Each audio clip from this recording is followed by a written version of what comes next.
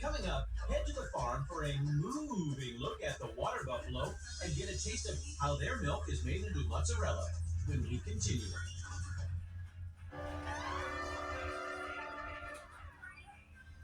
Welcome back to Unwrapped. I'm Mark Summers, and so far, we've been visiting the zoo for snack inspiration. But our next story comes from down on the farm. When you say the word milk, most of us think of cows, but I bet you didn't know that 15% of the world's milk actually comes from water buffaloes. Not many Americans drink it straight, but there's a popular cheese produced by these herds. Check out how one dairy is fixing it up.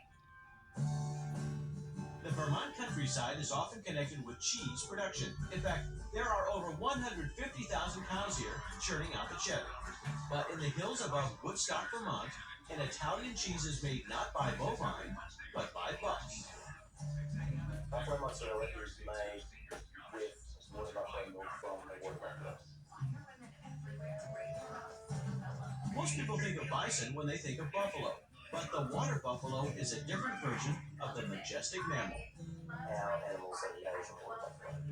Buffalo mozzarella first appeared not in Vermont, but in Italy, when, according to legend, Mark Antony first brought water buffaloes back from Egypt around 40 BC. But today, Star Hill Dairy doesn't go overseas to import their producers. We went around to a number of herds in the US, mainly Florida, Texas, Arkansas, and we basically cherry-picked 30 of their herd. The animals are about the same size as cows, but the milk they produce is definitely different. The buffalo milk has a much higher butter content, so it has a different taste, bigger, creamier taste to it. That contributes to the biggest difference in taste between cow's milk, mozzarella, and buffalo milk. It also takes a while for buffaloes to dispense the dense dairy. A cow will produce on a yearly basis anywhere from 20 to 22,000 pounds. It's a lot of milk. Water buffalo will be in the range of 4,000 to 5,000, maximum of 7,000. And to mold this milk into mozzarella, the liquid first transfers to a steam kettle where it heats to about 100 degrees.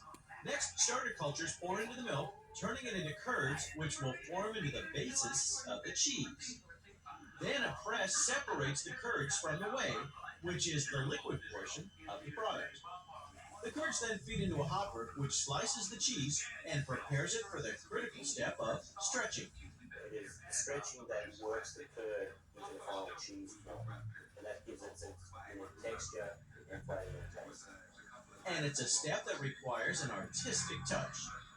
If you stretch it too long, the cheese can become hard and almost rubber-like.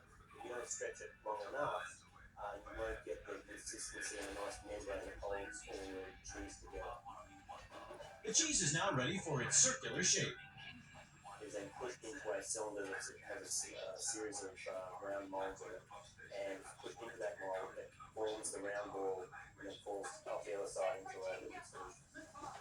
Next, they transfer to a tub filled with a salty solution, which will accompany the balls in their 6-ounce package. A lot of people think it is water. It's actually used a salsetta solution, which protects the moisture level of the cheese. It's a very high moisture cheese, and it retains the flavor, texture, and quality of the cheese. Star Hill Dairy produces up to 600 of these spherical snacks every day. And they can be found most commonly paired with tomatoes, basil, and olive oil.